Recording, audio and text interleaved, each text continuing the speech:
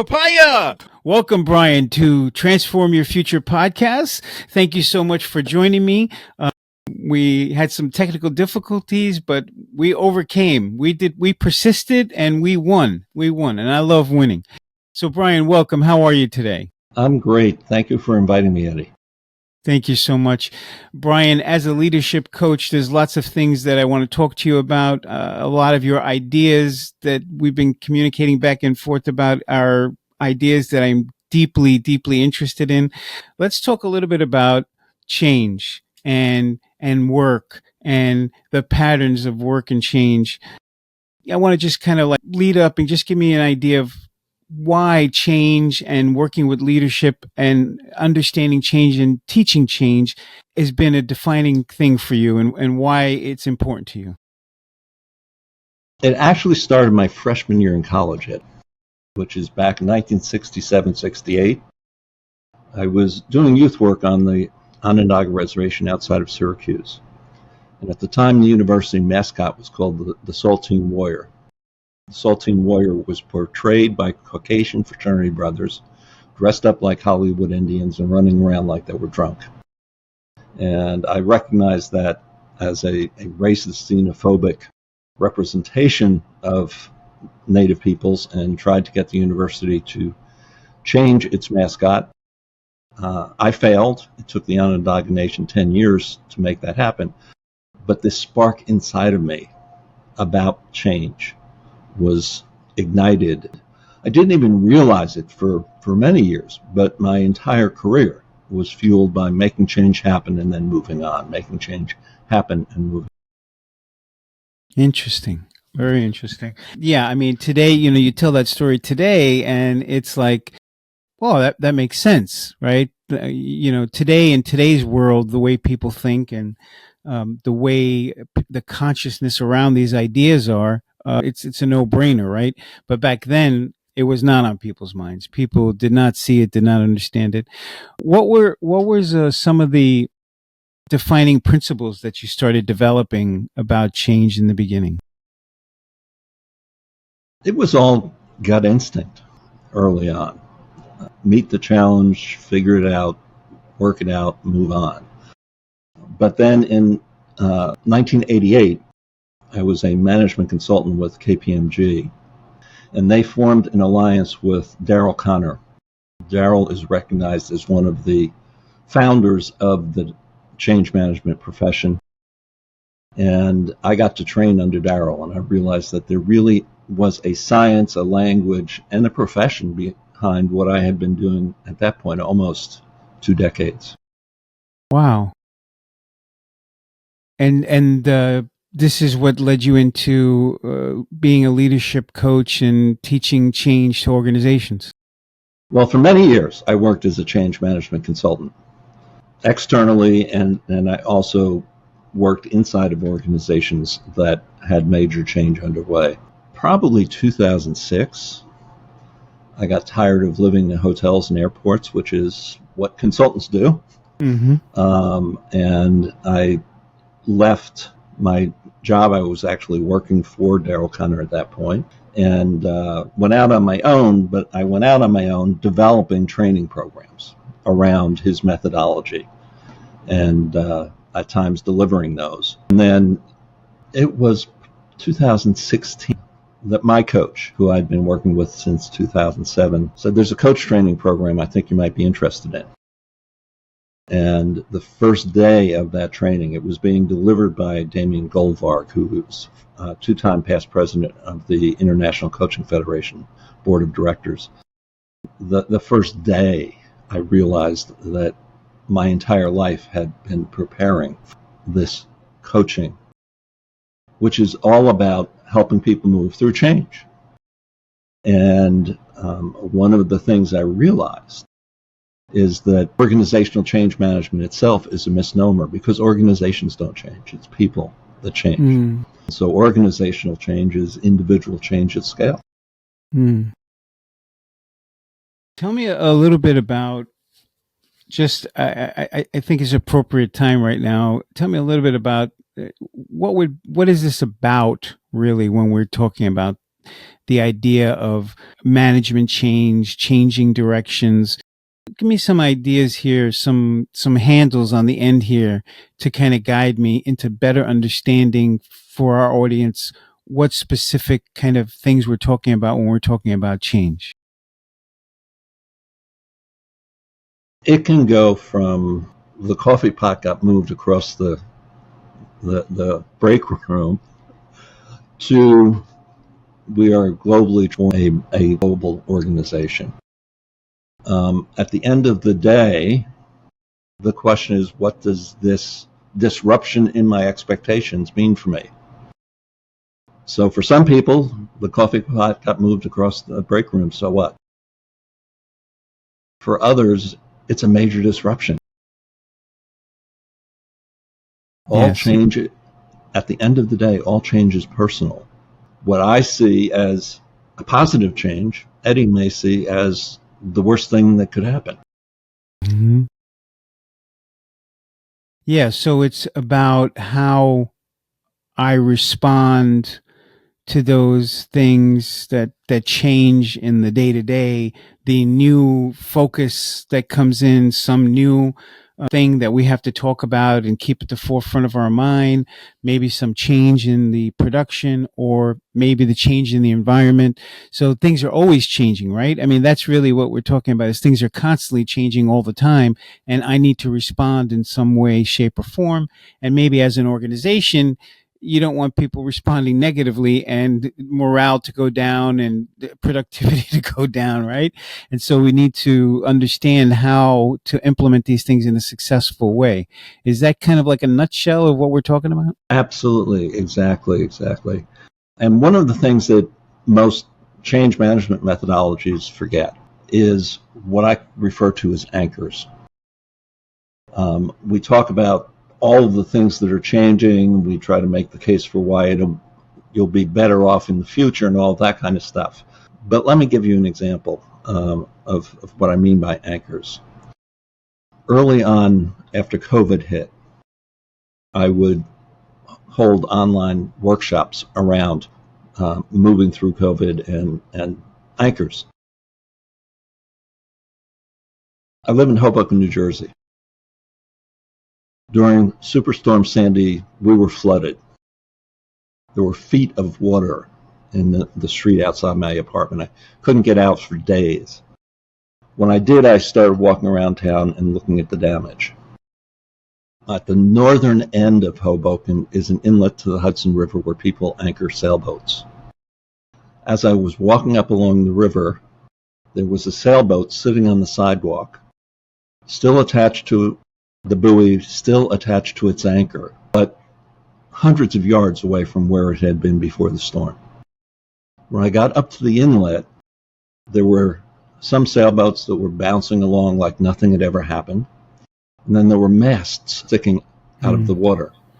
Where the anchor held, the rope held, but there was not enough adjustment to the rope for the rising water.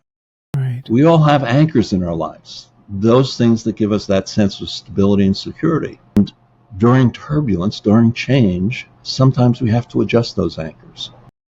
So in one of these early anchors workshops, what I would do is introduce the concept, explain that anchors are personal, and then I would send people out into breakout rooms to talk to one another and identify their anchors.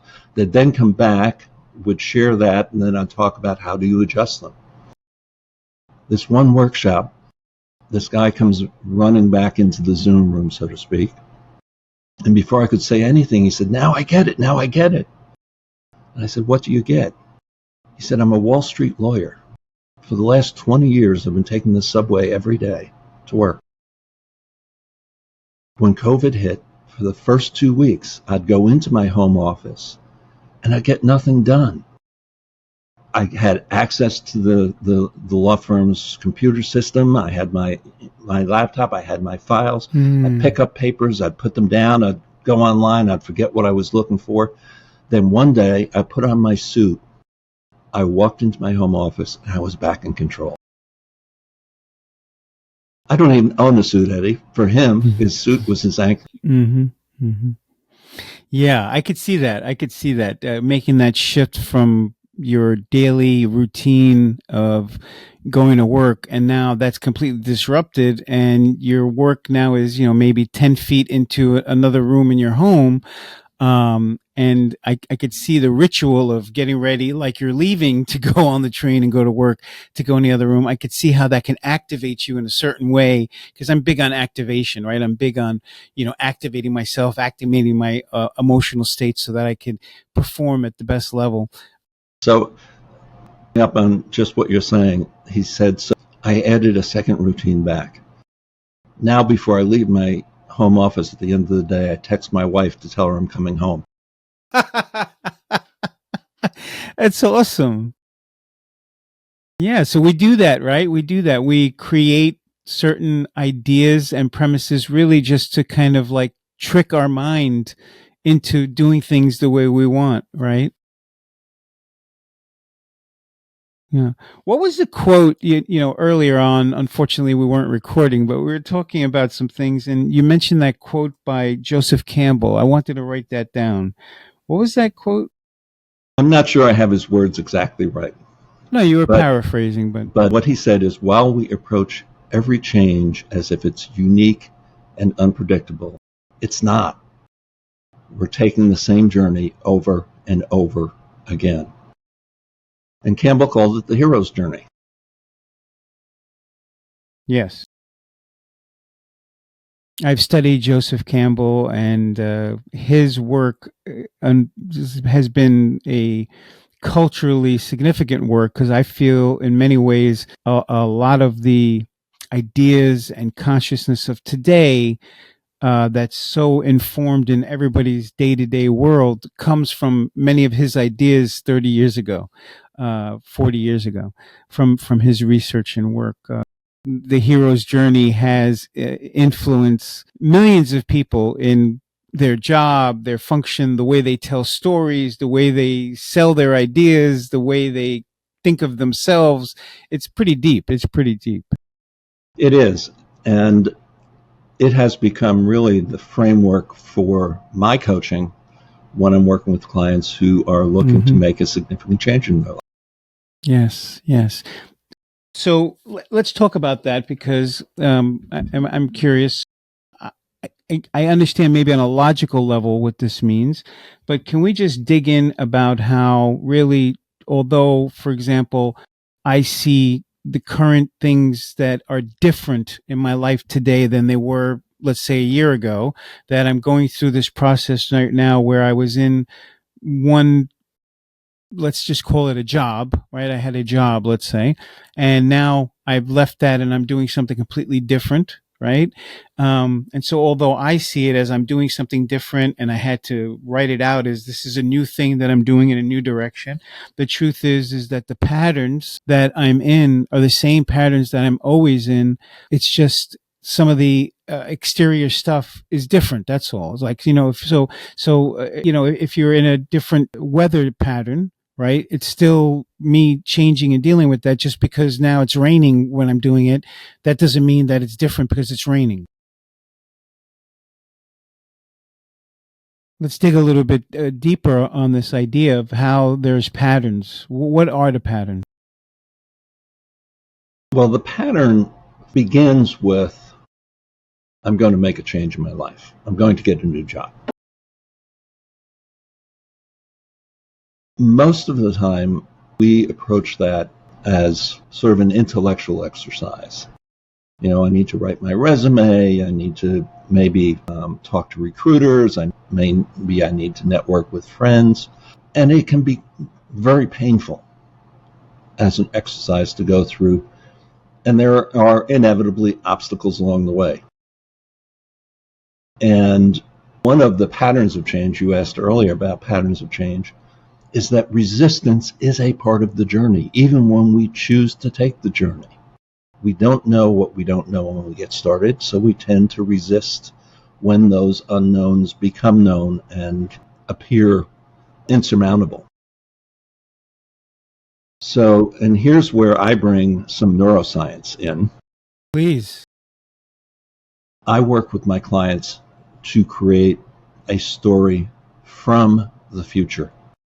Not a story about the future, but a story from the future. Stories about the future, again, tend to be fairly intellectual. The neuroscience that comes into play here, and not every neuroscientist will use this language, but they'll all agree with the facts behind it. In our hearts, we have the same motor neurons, the same sensory neurons, the same electrochemical activity as happens in our heads.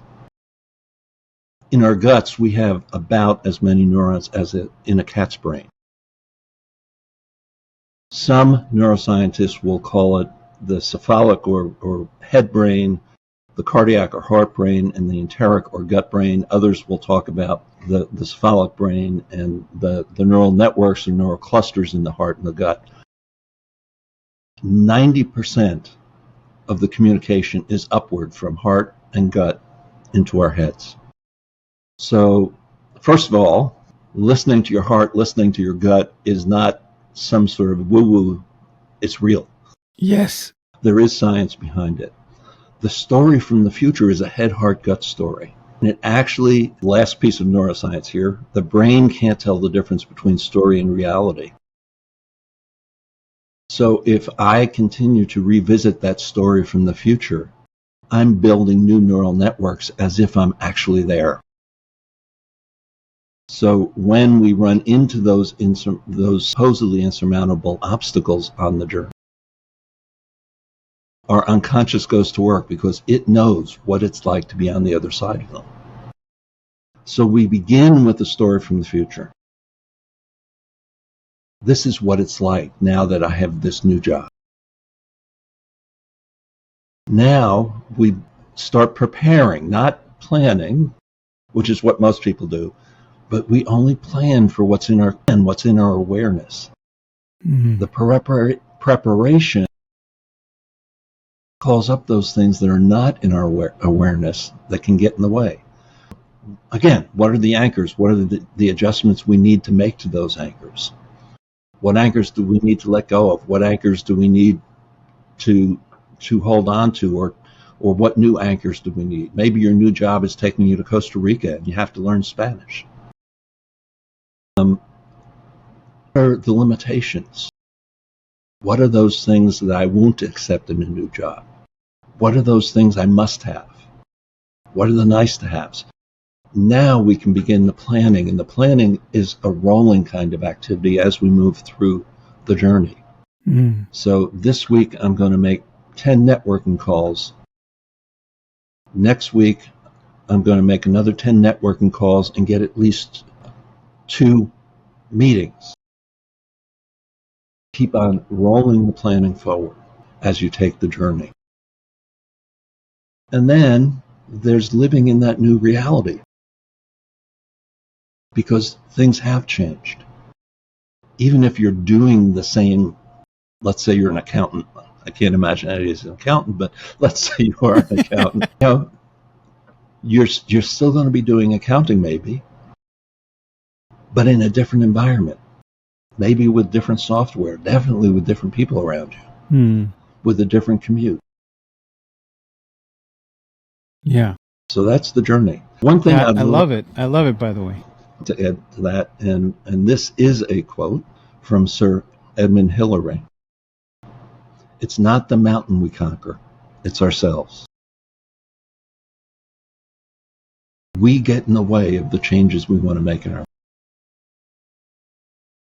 by the stories we tell ourselves. And if we change those stories, again, because the mind doesn't know the difference between story and reality, if we change those stories, we can change our lives. Yes. Yeah, yes. I was I've been writing a paper, and my paper's on resilience and mental toughness and overcoming obstacles. Because when we have a desire that's inside of us to change something in our lives, like, for example, me, I went in this whole other direction. All my life, I've been an entrepreneur. All my life, I've really worked for myself. And then I decided to go work for somebody else. for many reasons. It did great. And then now I like walked out because it's the same thing as working for myself, and I want more freedom and control. So I'm doing that. So when we make these decisions, we have these desires, like I'm going to go start a business, or I'm going to go work for myself, or I'm going to go work remotely right now so that I can travel, whatever. We make these changes, right, in our lives that we're working towards. There are all kinds of obstacles and challenges that come in the way. We have negative self-talk, and I've been doing a lot of research because I love reinvention. I love the idea of reinvention and changing one's identity. And I know we could argue, as I did for many years with people, that at the core, maybe there's a core me that will never change, right? Like, but it's how I interact with the world and how I change what I'm interested in and what I follow. I mean, there are changes that are made. Maybe it doesn't change Eddie at the core of who Eddie is. I'm still that young kid from the Bronx that was an underdog that feels like he's got something to prove. Maybe I'll never get that changed, but you can change. And so when we go to do these changes, there's a great paper was written called Possible Self. And in this possible selves, one of the things I was fascinated about is how we choose, how actually the mechanism of how we choose what we want to do and where we want to go. And then because there's no social proof and we haven't been trained in this thing, or maybe we have no experience in the thing, then we feel disconnected. This whole idea of imposter syndrome is something that's been bothering me for a few years. Every time somebody says that word, I like don't understand it. Like I'm in my brain, I'm like, stop saying that, but I understand it now, because really all it is if I want to change and become a leader in something, or a speaker, a coach, open up a new business and be a business owner. Like, if you haven't done that before, you haven't trained on that before, you haven't had people in society, in your social circles, say, hey, how's your business going? That's great, you're doing that. Or you ran a business with somebody else, then you naturally feel like there's a component missing. And that is where that imposter syndrome comes in, right? Because nobody has done that. So these are obstacles and challenges that we face that need to be overcome. So I've been writing about it, and I love what you're saying. So, and we do have to conquer ourselves, right? It is all about me and mastering my own mindset, my own talk to myself, and the stories I tell myself, because those are the things that kill us. Those are the things that kill me. Those are the things that hold me back.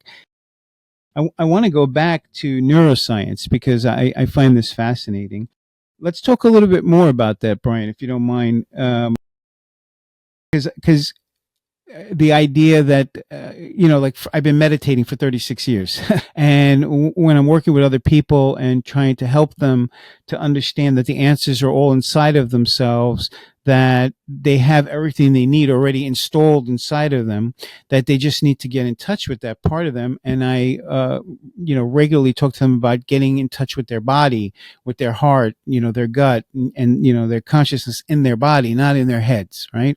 And this is an interesting idea because that's kind of like where intuition, the voice of reason, consciousness, maybe God, people's identifications of God, hearing God or visualizing God. This is where all that comes from.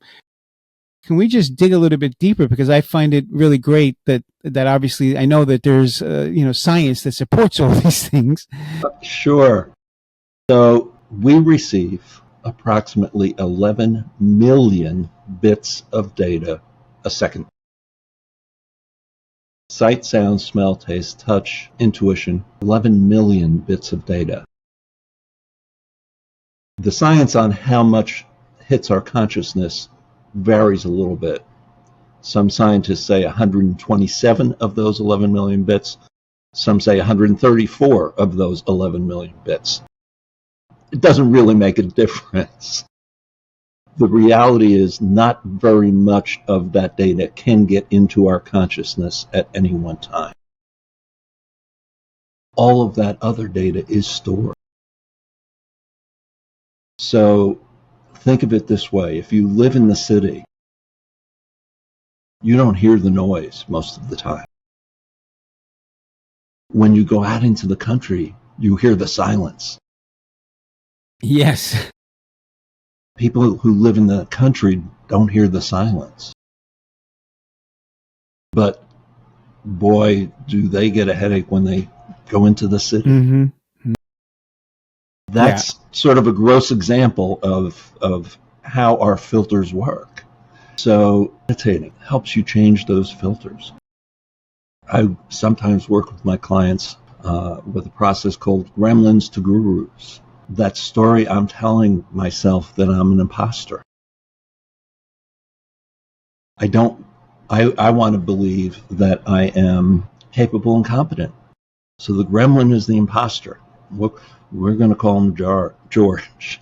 And the competent me is Charlie.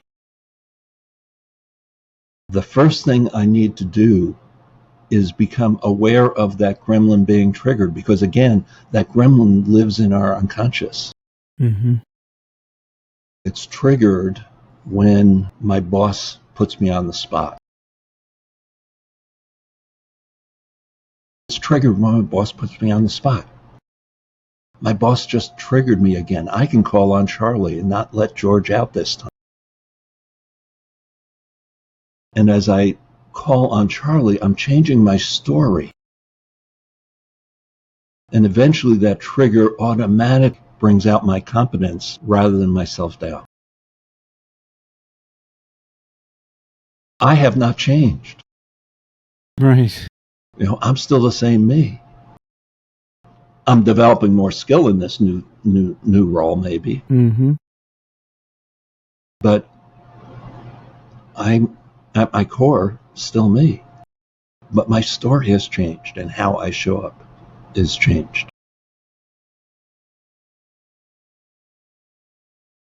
I love it. I love it. And just to piggyback on what you said, so I'm from New York City. I grew up in New York City. I spent most of my life there until I was 25.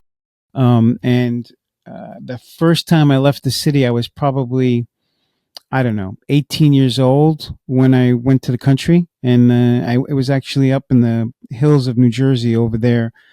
Um, and the first night I couldn't sleep because it was so silent. It was like, it was weird. It's just really interesting how your brain and your experience, you get used to something and then you have this complete change and you're like, what is this? Like, I had to put noise on so that I could, sleep. I needed noise. It was very funny. And I have this pattern then since then that I have to sleep with noise. I have to use white noise or a fan noise or something like that. Always, that's how I go to sleep all the time now for many, many years, for God's sakes, because of that.